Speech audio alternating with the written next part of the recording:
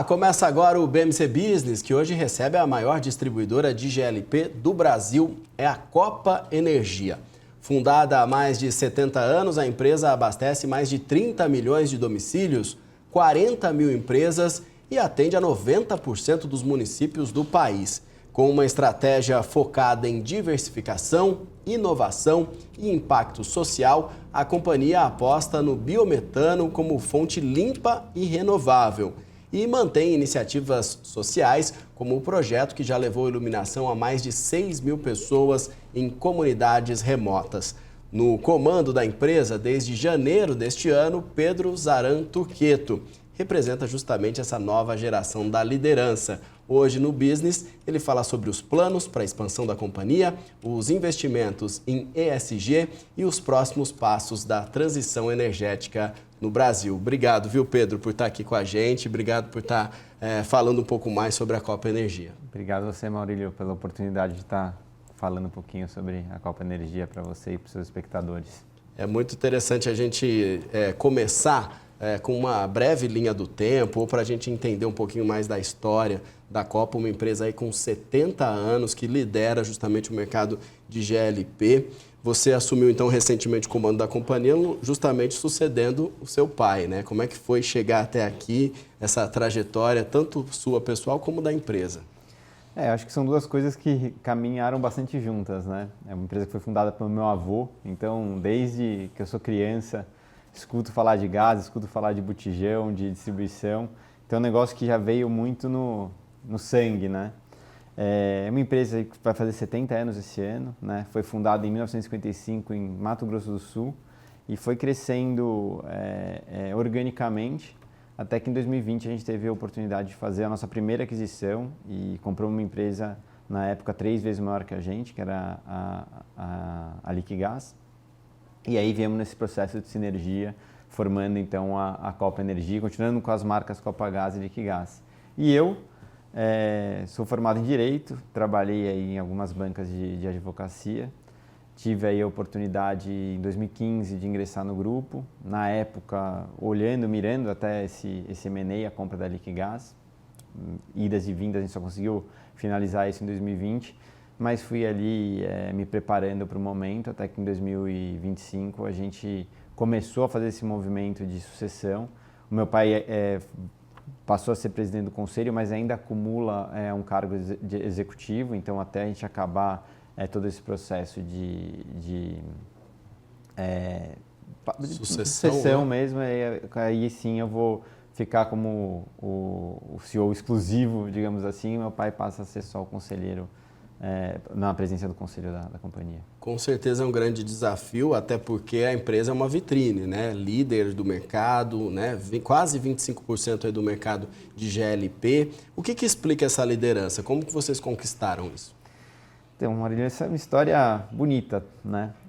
Como eu disse, a empresa cresceu sempre organicamente, mas era um sonho do meu avô fazer a aquisição da Liquigás. A Liquigás era uma empresa da Eni, né, que era uma estatal italiana. Eles montaram a distribuidora de GLP aqui no Brasil. E no início da década de 90, a gente tentou fazer a aquisição dela a primeira vez, não tivemos êxito. Em 2004, a empresa foi comprada pela Petrobras e ficou na mão da Petrobras até que a gente fizesse a aquisição. Em 2016 foi o primeiro processo de venda deles, a gente acabou perdendo o bid de compra, o CAD acabou bloqueando a transação do então comprador, e aí foi de novo o processo de privatização. A gente sabia que naquela época a Copagaz, que tinha cerca de 8, 9% do market share, estava muito bem posicionada para fazer a aquisição, tendo em vista que os outros players do mercado tinham mais de 20% de market share e já tinham bloqueado uma transação de um deles comprando a Liq. E a gente, então, tomou uma decisão de buscar um sócio no mercado para nos ajudar nesse momento. Taxa de juros super baixa, a gente sabia que ia ser um processo extremamente competitivo. E conversamos com fundos de private equity, conversamos com fundos soberanos e acabamos tomando a decisão de se associar à Itaúsa, que é uma holding aí, controladora do Banco Itaú, Alpargatas, NTS, entre outras companhias. A gente tomou a decisão de se associar com eles para ir para esse processo de privatização da Liquigás. tivemos êxito, compramos a empresa, começamos o processo no meio da pandemia, então imagina a dificuldade de uma empresa familiar menor, fazendo aquisição de uma empresa estatal muito maior e ainda sem a possibilidade de estar ali interagindo no dia a dia, olho no olho, fazendo os movimentos que a gente achava que precisava, mas de casa, né? De forma muito resumida, acho que a gente teve bastante êxito no que a gente se propôs a fazer, tinha muita sinergia, muita sobreposição de funções, de plantas, etc. E hoje a gente entregou mais do que a gente tinha prometido até para os nossos acionistas quando a gente tomou a decisão de fazer a aquisição. Então, muito bom. É uma jornada bem bacana. É uma jornada muito bacana mesmo e cheia aí de obstáculos e de reposicionamentos, né? Então, o tempo todo ali tentando se adequar. É o que se fala de resiliência, né? Uma palavra que está muito na moda aí no mercado e que vocês vêm praticando então nesses 70 anos por essa breve história que você traz aqui. Você falou de duas marcas aí, Copagaz e Liquigás. São as duas marcas da Copa Energia ou tem mais alguma? São três marcas, São três. Na verdade, né? A Copa Energia, a Liquigás e a Copagaz. Como é que quando a gente fez a aquisição, a gente foi para o CAD, né? E eles fizeram, olha, em algumas regiões eles botaram um threshold. Vocês não podem ter mais que 30% de um mercado, 50% de outros. E a gente sabia que a gente ia ter que achar solução concorrencial para isso. Então, o que a gente fez? A gente vendeu partes da Copagaz e partes da Liquigás nesse processo. Então, alguns estados que a gente tinha a marca Copagaz, a gente desinvestiu a Copagaz. Em alguns estados que a gente tinha a marca Liquigás, a gente desinvestiu a Liquigás. Por regra do CAD, a gente teve que ficar 5 anos sem atuar com a marca Liqui ou Copa em determinados estados. Isso, logo de cara, já nos levou a ter que trabalhar com duas marcas diferentes.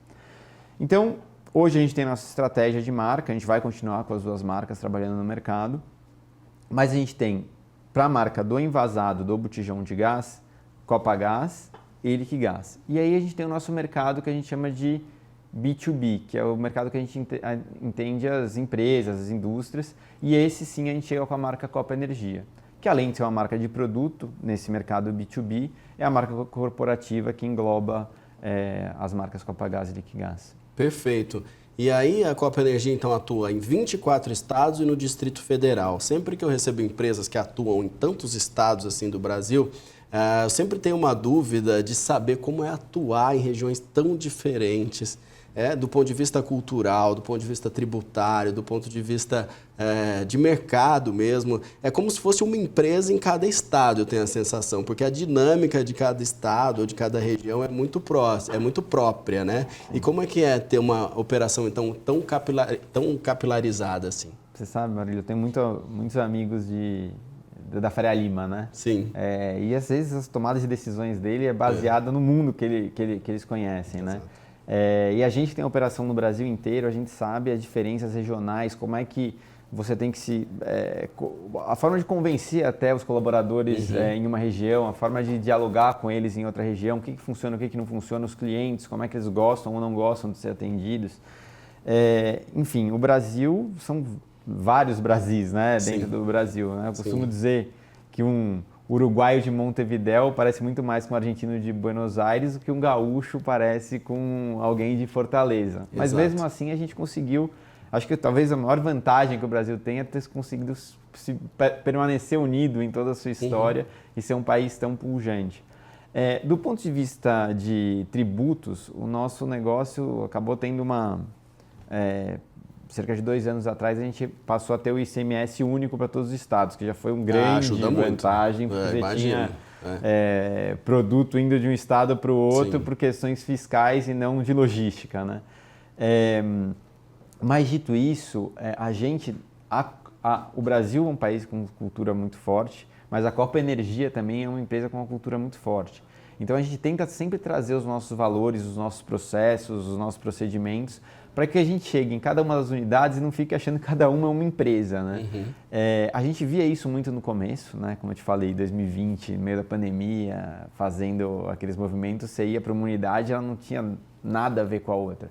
Hoje você já vê que a gente tem uma cara muito forte e por mais que a gente esteja em diversas localidades, a gente consegue ver que os colaboradores se enxergam como colaboradores da Copa Energia, têm os nossos valores e aí, com diferentes sotaques, a gente pelo menos rema para o mesmo lugar. Logística e distribuição disso tudo deve merecer também muita atenção, né? Porque também deve ser um desafio bastante grande trabalhar com isso. Você não imagina o que é distribuir o nosso produto no Brasil profundo, né? Sim. Então, o nosso setor chega aonde os Correios não chegam e chega com uma enorme eficiência, né? Então, eu costumo dizer que a Copa Energia tem um cheiro de infraestrutura, porque eu tenho que construir as minhas bases, dutos, tancagem. Tem um cheiro de retail, porque eu tenho cerca de 13 mil revendedores espalhados pelo Brasil que atuam com a minha marca para levar o produto até o cliente final. E um braço muito forte de logística, que eu tenho que levar o produto, a molécula, para as minhas unidades, fazer o invase e distribuir isso para todos os meus clientes, né? Então, assim, é um trabalho enorme, mas que gera uma capilaridade absurda. No Brasil, entre você pedir um botijão e ele chegar na sua casa, isso ocorre em cerca de 17 minutos, na média no Brasil inteiro. Um produto que pesa 30 quilos, né? Então, assim, é um sistema que funciona muito bem, mas que dá muito trabalho. A gente chegou até aqui à toa, são 70 anos de história, né? O setor super desenvolvido, benchmark no mundo inteiro. Então, assim, acho que a gente acaba tendo a impressão, né? Olha o botijão, lembra que a gente tinha esse botijão na casa da vovó, às vezes com tricô ali em cima dele, que não pode ter, né? É bom deixar isso frisando, mas a gente tem muita tecnologia por trás para a gente conseguir entregar esse produto com segurança na casa de milhões e milhões de brasileiros. E aí, para esse transporte, vocês usam transporte ferroviário ou é exclusivamente rodoviário? Quisera eu ter o ferroviário à disposição, né? Sim. Eu não usaria, obviamente, para distribuir o botijão, porque eu tenho que chegar na casa das pessoas. Mas para levar a granel para as nossas bases, seria muito mais eficiente eu ter a via fluvial, a via ferroviária. O problema é que o Brasil, infelizmente, não nos proporciona isso. Então, majoritariamente, a gente faz a internalização do produto por modal rodoviário. Então a gente bota os nossos caminhões tanques na estrada e estão aí 24 horas por dia levando o gás para o Brasil inteiro. Uma novidade recente foi a existência, o surgimento de aplicativos também, né? Você falou de 17 minutos, para você pedir o botijão de gás ali pelo aplicativo e chegar. Como que você vê essa inovação aí no mercado? É funcional? Super funcional. A Copa Energia, ela optou por ir pelo WhatsApp primeiro, do que pelo aplicativo, né? A gente percebeu o hábito de consumo dos nossos clientes e eles costumam pedir o produto pelo WhatsApp, né? WhatsApp. O brasileiro usa o WhatsApp para tudo. Infelizmente, né? A gente fica focado Mas você nisso. sabe dizer quando que aquele cliente vai acabar o gás dele? Já mandar uma mensagem antes? Uma ideia aí. Assim, a gente tem uma jornada do cliente que a gente já manda um push para ele, porque a gente consegue ter uma predileção de quando é que vai acabar. Mas nunca é exato, né? Nunca é exato, mas enfim, a gente está aí inovando toda hora para conseguir chegar de forma mais eficiente no cliente. Maravilha. A gente vai falar ainda sobre muitos temas, muitos assuntos. Esse é só o primeiro bloco que a gente está falando um pouquinho aqui com o Pedro na Copa Energia. Então eu convido você a acompanhar nosso intervalo, que é rapidinho. Em 2 minutinhos a gente volta para falar mais sobre a Copa Energia e os desafios. Até já.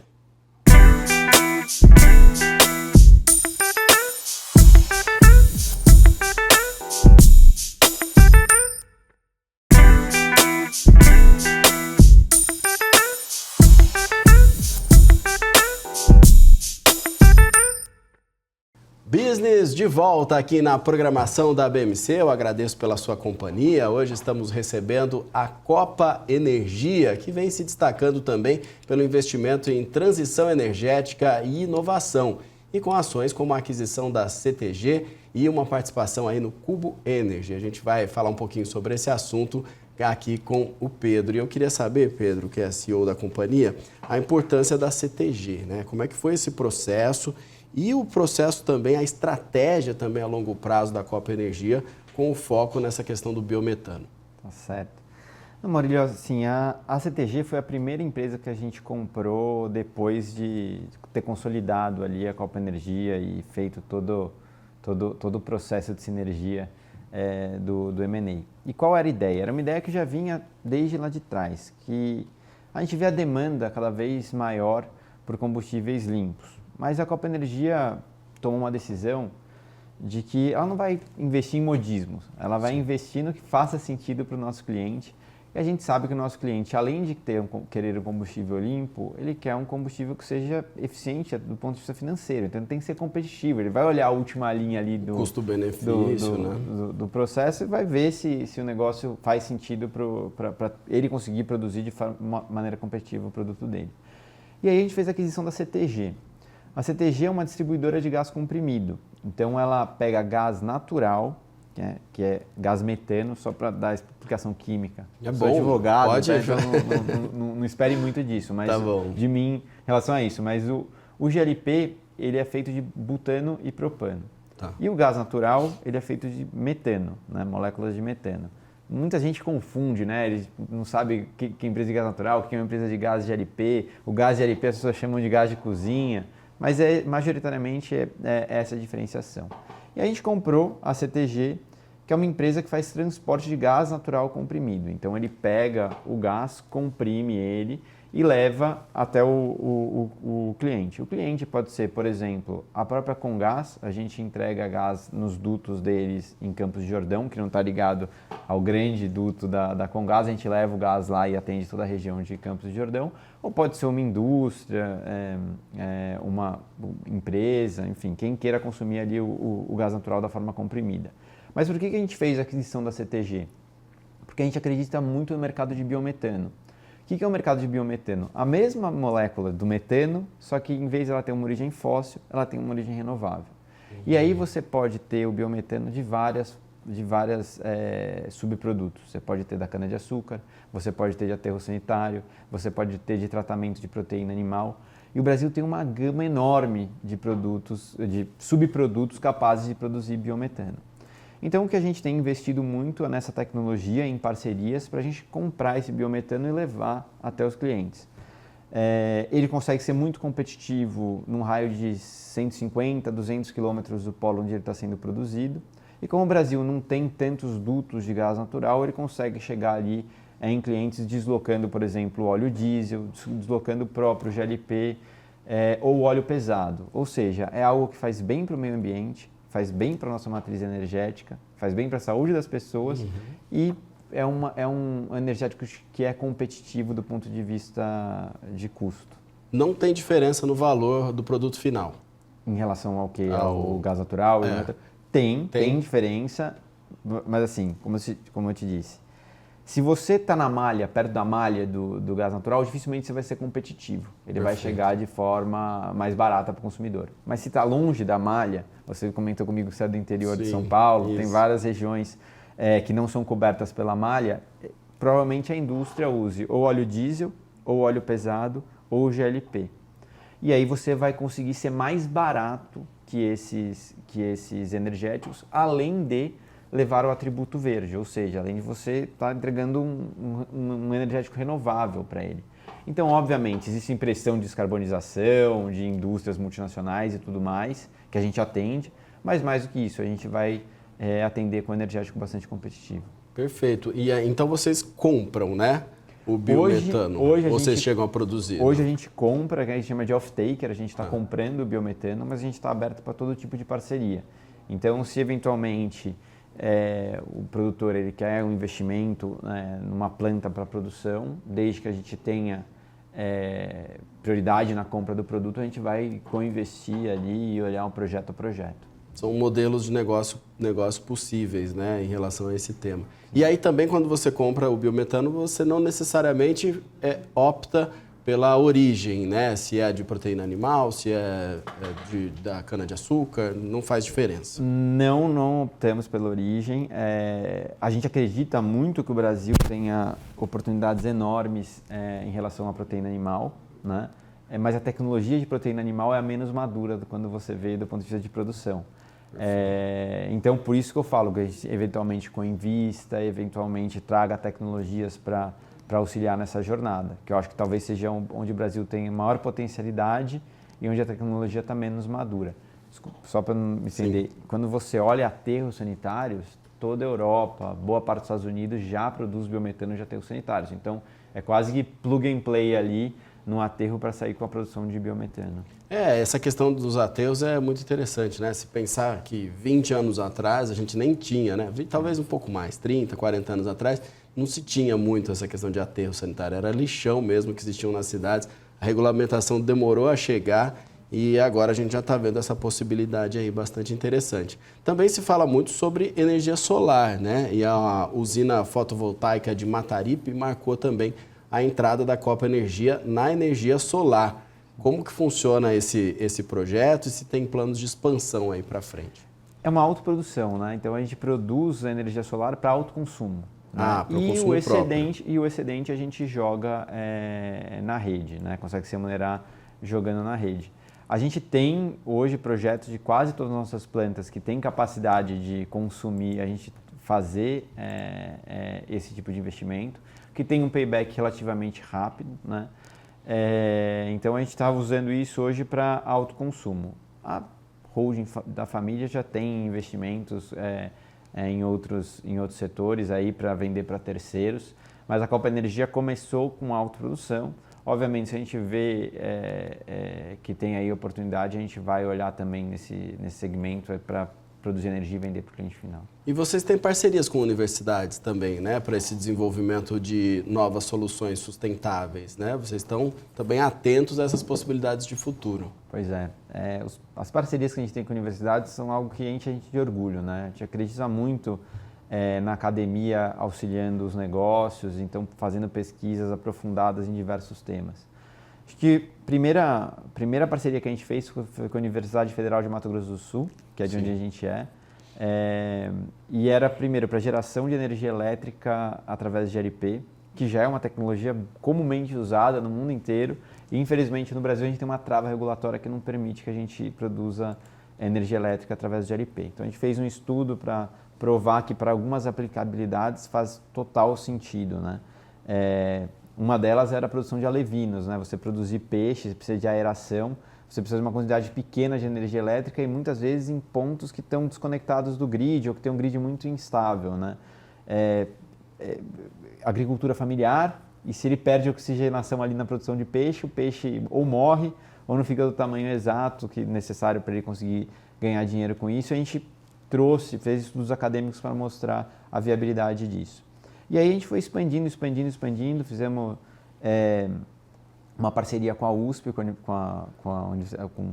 a Poli aqui da Universidade de São Paulo e com a UFRJ, aí sim para a produção do GLR. Da mesma forma que eu te comentei que o biometano é o gás natural de origem renovável, a gente quer produzir o gás GLP, né, que é o gás com efeito de petróleo, que não faz sentido chamar gás com efeito de petróleo se ele tiver origem renovável, que a gente está chamando de GLR, gás com efeito renovável, e ter uma origem renovável. Então a gente fez um estudo em parceria com a USP e com a FRJ.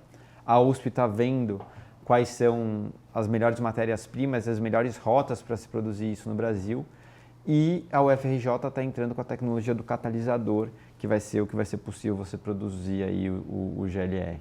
Então é algo que a gente vem apostando muito. Pesquisa costuma demorar, né? Sim. Mas em breve a gente pode ter novidades nessa área aí, né? Tem que começar, senão demora, a gente sabe, a gente fica ansioso. Sim. Mas é muito bom estar em parceria com as universidades, porque isso acaba fomentando o setor, atraindo boas cabeças, enfim. É verdade. O setor tem sido muito impactado também, né, por novas regulações, né, por essas tecnologias, por esse viés também mais voltado para a energia limpa, né, mais voltado para o meio ambiente. Como que vocês estão atentos a isso e como que vocês se posicionam nesse movimento aí de transformação? Olha, o GLP dos combustíveis fósseis, ele é um dos que é um dos menos poluentes, né? Então ele substituindo o diesel, substituindo a gasolina, substituindo óleos pesados. Qualquer energético que você desloque, você está melhorando a matriz energética. Então, eu acredito muito que o GLP é um energético de transição, que vai ajudar muito o país nessa transição energética. Mas, se a gente conseguir viabilizar o GLR, ele passa a ser um energético de destino também, né? Então, acho que essa é o grande intuito da Copa Energia. Mas mais do que isso, quando a gente olha para a regulação brasileira, ela tem algumas travas que eu já até falei aqui para você. Eu não posso, por exemplo, produzir energia elétrica com GLP. Eu tenho um caso que é até anedótico. Acabou que a lei não passou, mas tinha a intenção que todos os carros da ilha de Fernando de Noronha fossem de geração de energia elétrica, né? Teria que ser os bugs lá, não sei se já teve a oportunidade de ir, tem um monte de bug lá na ilha, eles teriam que ser bugs elétricos. Só que a geração elétrica da ilha é feita com óleo diesel, ou seja, né, você não está substituindo absolutamente em nada, não está melhorando em nada o meio ambiente. Se você transformasse aquela geração que hoje é em diesel em GLP, principalmente em lugares remotos, você estaria melhorando o meio ambiente. E o GLP consegue ser competitivo em questão de custo na geração de energia elétrica nessas regiões que estão off-grid. Do ponto de vista hoje de distribuição do produto, que a gente acabou um tema que a gente tocou, o Brasil hoje é benchmark mundial na distribuição do GLP. Por quê? Porque a gente consegue entregar nos rincões do país um produto com enorme segurança, porque a gente tem uma regulação muito madura, que garante tanto para o consumidor final a opcionalidade dele escolher quem vai ser o distribuidor que vai atendê-lo, como garante que ele vai ter um produto dentro da casa dele com total segurança, com alguém responsável por aquele botijão que está lá dentro. Então, aqui, de um ponto de vista regulatório, tem alguns pontos que a gente acha que a gente tem que melhorar. Tá. Tem outros pontos na nossa regulação que a gente tem que manter e blindar e fazer com que os agentes reguladores entendam que a regulação está lá para o bem da população e do setor. Pois é, Pedro, aí a gente vê o fato de vocês terem conquistado isso, ser uma referência mundial nesse processo de logística, de distribuição. Que fatores você atribui isso? O fato de vocês se dedicarem a isso, o fato de ter um país tão desigual e tão grande, tão continental como é o Brasil, também ajudou, as dificuldades naturais foram ajudando também nesse processo. Sem dúvida, o Brasil acho que nos dá resiliência, né? Eu acho que distribuir o nosso produto é uma dificuldade enorme, porque você tem regiões totalmente adensadas que vão ter uma dinâmica e regiões muito pouco populosas que você vai ter uma dinâmica totalmente diferente. Mesmo assim, o Brasil conseguiu superar, o mercado brasileiro de GLP conseguiu superar essas dificuldades e chegar hoje em 100% dos municípios. 100% dos municípios, o setor chega e entrega um botijão de 30 quilos na casa das pessoas. Então, estamos aí em aldeia indígena ou no meio de grandes cidades ali atendendo o cliente. Eu acho que foi uma evolução que caminhou junto. A regulação caminhou junto com a inovação, caminhou junto com o investimento que o setor teve e isso fez com que o Brasil se tornasse benchmark. Eu lembro, só para me alongar um pouco nesse tema, esse era um tema muito caro para o meu avô, né? Meu avô tentava trazer as melhores práticas do Brasil na década de 90 para cá, as melhores práticas do mundo para o Brasil na década de 90. E quando a gente conseguiu instituir, por exemplo, o programa de requalificação dos botijões, né, que é o que a gente assume aí que todas as distribuidoras têm que garantir o padrão de qualidade dos botijões, 25% dos botijões do parque brasileiro de botijões foi sucateado. Então, é impressionante, você tinha aí 25% do produto que não estava apto para uso sendo distribuído. E hoje em dia, você ter um acidente vinculado a um botijão de gás, porque ele não estava em condições, raríssimo.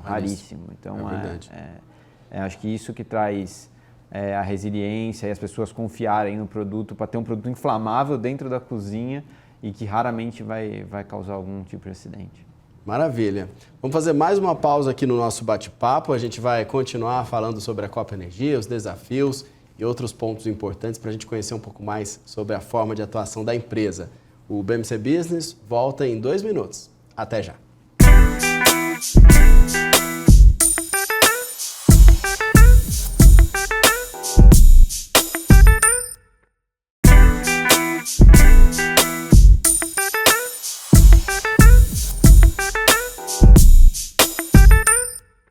Estamos de volta com o Business aqui na BMC. Agradeço sua companhia. Hoje estamos falando de um assunto importante, recebendo a Copa Energia, falando também de sustentabilidade, impacto social e também de projetos importantes agora com a companhia.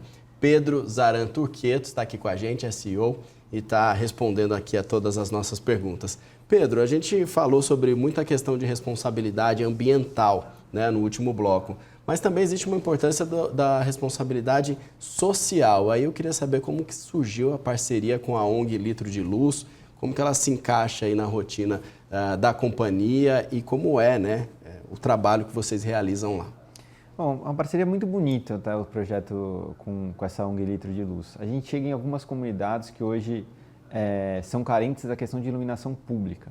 A gente sabe, quando a gente trata de iluminação pública, a gente está trazendo não só a iluminação para a pessoa conseguir andar à noite, chegar em casa, enxergar e não tropeçar em alguma coisa, mas realmente está trazendo dignidade, está trazendo segurança para essas comunidades. Então a gente tem esse projeto junto com a ONG Litro de Luz, que enfim, a gente tem algumas especificidades, né? Você chama litro de luz, que você usa garrafas PETs para fazer os postes de luz e você consegue fazer isso de forma manual com energia renovável, então você tem energia fotovoltaica. Então a gente não só dá o suporte financeiro para que isso ocorra, mas mobiliza os nossos colaboradores para ir lá e fazer um trabalho social e fazer a construção de postes de iluminação em regiões que hoje não são atendidas, não tem luz elétrica na região. Então é um projeto que começou em algumas regiões do país e a gente agora vai investir mais fortemente para levar para a Ilha de Marajó, mais especificamente, é o próximo passo. Depois a gente quer ir para Maranhão, para alguns municípios do Rio de Janeiro, que é um projeto que não só faz o bem para a comunidade, mas como aproxima a empresa da comunidade, ali você consegue enxergar. São um dos projetos sociais que a Copa Energia tem, mas esse em específico me dá muito orgulho, porque é uma coisa muito bacana de ver, quando você vê os colaboradores ali lado a lado com membros da sociedade, com os membros da ONG, botando a mão na massa ali para fazer algo que vai fazer o bem no longo prazo. Legal. E essa próxima etapa, então, na Ilha do Marajó tem um simbolismo bastante importante também, né? Estamos falando do Pará, que vai ser sede da COP30, então também tem um simbolismo importante. Sem dúvida. Sabe que a Ilha de Marajó é um lugar que eu tenho um sonho de conhecer, né? Não vou estar lá porque está impossível chegar no Pará, pelo menos na época da COP, né? Sim. Mas se eu tiver a oportunidade de estar lá quando forem fazer esse programa Litro de Luz, que salvo engano vai ser em junho, julho, por agora, eu vou tentar me fazer presente. E assim, tem o simbolismo de se estar no Pará, é um mercado super relevante para a Copa Energia.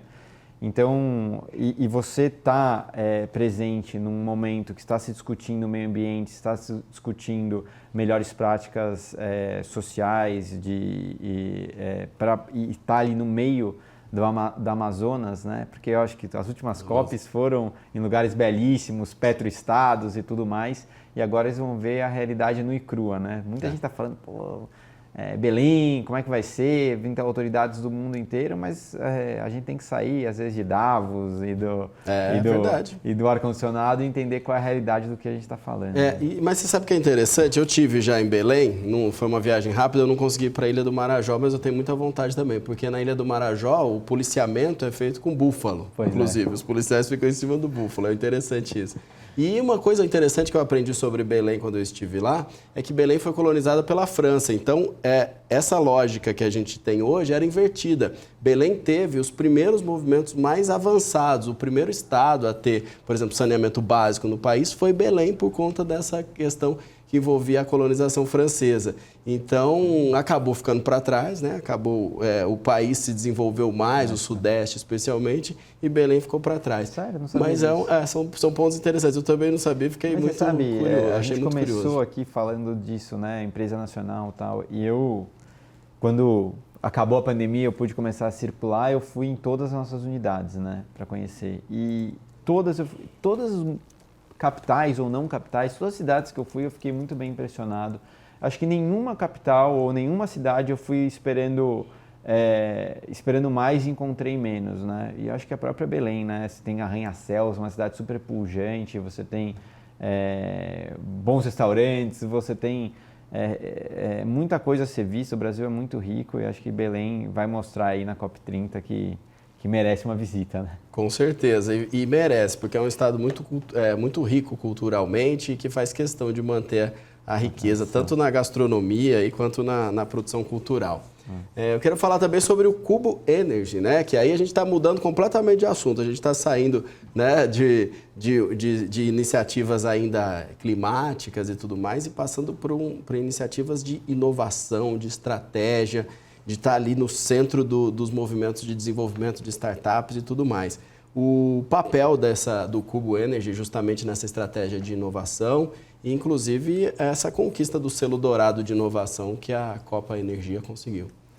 Marílio, é também algo que nos enche de orgulho, né? Sim. Como eu te disse, outro dia eu tive que ouvir numa reunião, falar assim, esse mercado aí que não inova tanto. Eu falei, te faço um convite para conhecer nossas operações, para você entender quando a gente está falando de inovação, né? Porque, como eu disse, as pessoas olham para aquele botijão de gás, vem a casa da vovó, da mesma forma que você olha ali a caneta Bic, está lá há 50, 60, 70 anos, não sei exatamente quanto tempo tem a caneta Bic, mas está ali funcionando e entrega o que ela se propõe a fazer.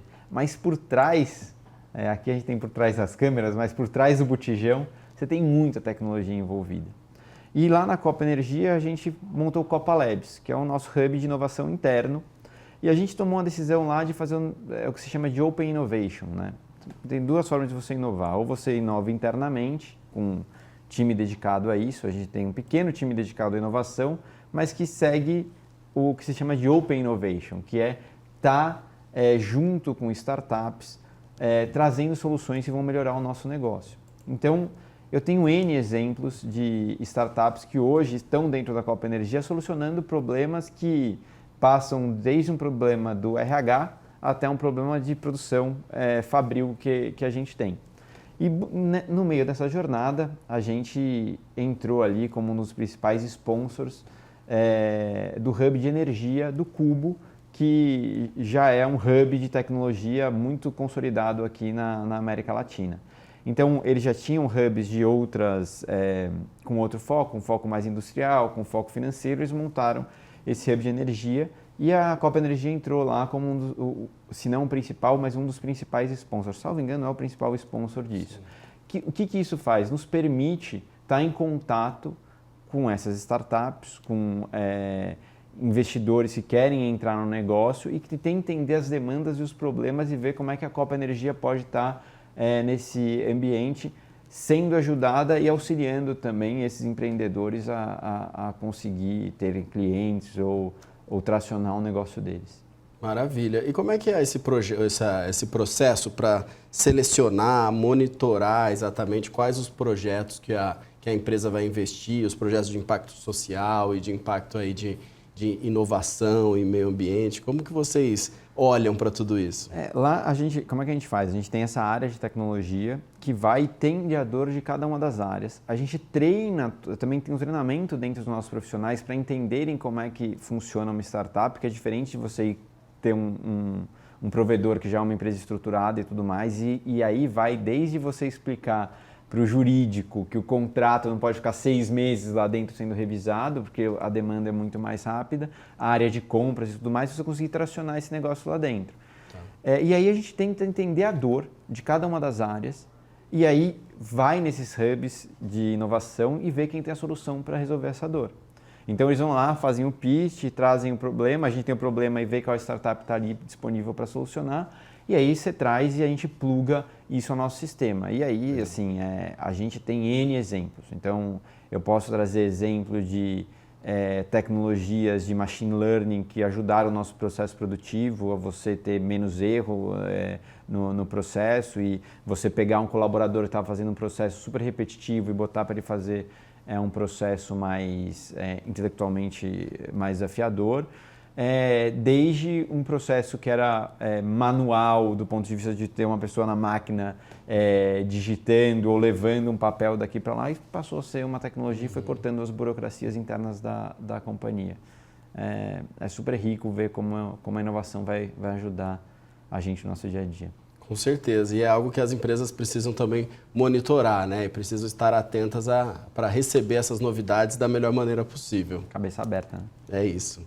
Fazer mais uma pausa, é a última, o nosso último intervalo comercial. Na volta, a gente vai entender os projetos futuros e como a Copa Energia se vê daqui a alguns anos. Então fique com a gente, em 2 minutos estaremos de volta.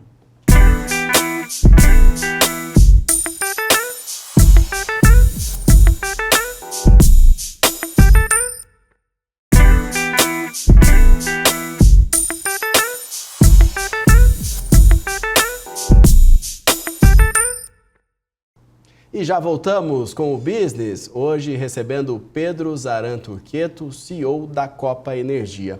Nesse último bloco, Pedro, a gente quer entender os desafios que vêm pela frente, mas antes de ver exatamente o futuro, olhar um pouquinho para o presente, para o cenário atual, economia, mercado que vocês atuam, né? Quais são os grandes desafios que vocês encontram ainda hoje e as perspectivas para o futuro? Certo. Eu acho que hoje o que a gente olha no mercado brasileiro de LP, como eu disse, é um mercado super competitivo, super maduro, mas que ainda tem pontos a avançar. Eu acho que eu acabei citando aqui ao longo dessa entrevista, que hoje, por exemplo, eu não posso utilizar GLP em motores, não posso gerar energia elétrica através de GLP e outros usos que são impedidos pelo ponto de vista regulatório. Se você conseguir deslocar o óleo diesel, o óleo pesado, a lenha, e utilizar a GLP, você está melhorando a matriz energética. Então, você ter essa liberação de uso de GLP, que do ponto de vista técnico não existe nenhum problema, é uma questão que a gente tem desde lá da Guerra do Golfo, no início da década de 90, que até hoje a gente não conseguiu mudar a regulação. Você tem aí um caminho muito grande de crescimento, óbvio que não vai acontecer do dia para a noite, mas vai ser um crescimento que a gente estima que o mercado pode vir a crescer nos próximos 5, 10 anos. Então, essa mudança regulatória se faz necessária. Do ponto de vista da regulação, que eu já falei um pouquinho da distribuição, eu acho que a gente tem uma regulação ótima, né? Como eu disse, benchmark no mundo. E isso aqui a gente tem que lutar para preservar. A gente tem que lutar para preservar porque garante a segurança dos consumidores, a forma com que o produto é distribuído hoje, garante a segurança do investimento e tem até uma questão de segurança pública, de você ter agentes sérios fazendo a distribuição dos produtos. Então, hoje, acho que a nossa principal incumbência é preservar o que a gente tem de bom e melhorar ainda o que pode evoluir na regulação. Do ponto de vista mais macro, acho que a Copa Energia é uma empresa 100% capital brasileiro, 100% comprometida com o Brasil. O mercado de LP tem tido um crescimento nos últimos anos. A gente tem uma democracia pujante, a gente entende que a gente está num cenário que nos capacita a gente poder estar investindo e poder vislumbrar boas oportunidades no longo prazo. Então, acho que a gente tem muito ruído, né, no que pode acontecer no curto prazo, mas quando a gente olha uma empresa de 70 anos que espera estar aqui mais 70 anos, 140 anos, então, a gente acredita muito no Brasil e nas nossas instituições para poder continuar crescendo aqui dentro. Você acha que outros países têm uma regulamentação melhor? Você pode citar um país que você considera que já tem uma legislação um pouco mais avançada e que poderia ser um modelo, de repente? Não, como eu disse, eu acho que o Brasil tem uma regulação benchmark no mundo. Eu acho que o único ponto que eu boto em relação à nossa regulação é essa questão de outros usos. Sim. E aí eu trago exemplos como o Uruguai, eu trago exemplos como o Chile.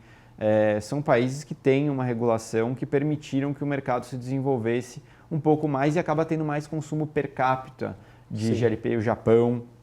Então eu tenho exemplo lá no Oriente, tenho exemplos aqui bem do nosso lado que a gente poderia olhar e que podem, com melhorias incrementais. Agora, de forma geral, um país de 200 milhões de habitantes, entregar o produto do jeito que a gente entrega é de se louvar. Então, a gente não tem que ter síndrome de vira-lata aqui e tem que elogiar o que a gente tem. Perfeito. Olhar para os próximos anos agora, quais são os grandes objetivos estratégicos da Copa Energia para 2030, 2035? Acho que você abriu hoje a apresentação da Copa Energia, você falou um pouco do que a gente é no mercado de GLP. Então, hoje a gente entra em 30 milhões de residências através dos nossos 13 mil revendedores e entregamos gás para 40 mil empresas. Né? Acho que o nosso grande desafio é o que mais a gente pode entregar, que outros energéticos a gente pode entregar para essas residências, empresas, comércios, indústrias e que vão agregar para eles e a Copa Energia vai conseguir se monetizar ainda mais em cima dos clientes. Então, acho que a gente tem entender de forma holística quais são as demandas desse cliente e entregar o energético que melhor atenda a ele. Seja que ele quer fazer uma jornada de descarbonização, seja porque ele quer fazer uma jornada de custo, enfim, é entender e trazer esse energético. A Copa Energia tomou uma decisão que só vai investir em energéticos que são mais limpos que o GLP. Então, acho que a gente vai ajudar aí a ter um mundo melhor, né, no que nos tange, no que é possível, mas vai tentar atender o nosso cliente com foco nele para a gente conseguir atender as demandas que estão cada vez mais, a barra está subindo cada vez mais. Então, eu acho que é aí que eu vejo a Copa Energia, entregando diversos tipos energéticos para milhões e milhões de clientes. E aí, em relação ao Pedro, hein? Ao Pedro Zaran Turqueto, né? Eu queria saber quais são os seus valores que você consegue ou já conseguiu implementar nessa administração que você assumiu recentemente. O que você ainda pretende implementar? O que você não abre mão como gestor, como CEO? E o que você acredita que está conseguindo conquistar até aqui? Olha, Marílio, acho que eu estou assumindo como CEO num processo que não tem ruptura, né? Meu avô foi o primeiro CEO da empresa, depois o meu pai e agora eu. Então, eu olho muito para trás e vejo que a gente tem que ter um continuismo nas coisas. Então, isso, assim, eu não entrei aqui com a missão, vou imprimir um ritmo diferente, não tem absolutamente nenhuma ruptura. Mas, de qualquer forma, acho que cada um, no seu tempo, conseguiu agregar muita coisa que vai se perpetuar dentro da companhia. Então, meu avô pegou uma empresa inexistente, né? Ele criou a empresa em Mato Grosso do Sul, entregou a gente sendo a quinta maior empresa de GLP do Brasil. A gestão do meu pai fez com que a quinta maior empresa de GLP do Brasil passasse a ser a maior distribuidora de GLP da América Latina. E eu entro aí com a missão de diversificar um pouco a nossa matriz energética e olhar talvez para outras regiões. Mas eu acho que o principal é não perder a essência, né? Então a gente foi uma empresa que sempre primou muito pelos nossos colaboradores, uma empresa que sempre teve essa relação empática com os fornecedores e com os clientes. Então, é saber que o negócio não é um jogo de soma zero, eu não preciso tirar de ninguém para a gente conseguir continuar crescendo. Então, é continuar mantendo isso que é muito forte, né, na empresa, uma cultura muito forte, conseguir ser firme nas posições, mas sem ser duro na forma com que toma as decisões e ter essa resiliência, saber que a gente acha certo, a gente vai brigar até o fim por isso. Eu acho que são características muito fortes da nossa cultura que eu quero continuar mantendo. Boa sorte nessa nova jornada, muito sucesso para a empresa. Agradeço pela sua presença aqui, por ter falado de assuntos tão diversos, assim, ao mesmo tempo tão importantes, em abrir o jogo, né? Em falar sobre tudo o que a gente queria saber. O nosso público gosta muito de entender modelo de negócio, desafios e o que vem pela frente. Então, agradeço pela sua disponibilidade e conte sempre com a gente. Olha, eu que agradeço pela oportunidade, muito agradável estar aqui conversando com você, Obrigado. Contando um pouquinho da nossa história e espero ter outras oportunidades de estar aqui com vocês de novo. Maravilha, muito obrigado. Recebemos então o Pedro Zaran Turqueto, CEO da Copa Energia. Aqui no BMC Business é assim, a gente recebe grandes nomes do mercado e você sempre tem acesso a informações importantes para entender um pouquinho mais sobre o mercado e o que vem pela frente. Então eu agradeço também pela sua companhia durante toda essa jornada. Você continua agora com a programação da BMC News. Até mais!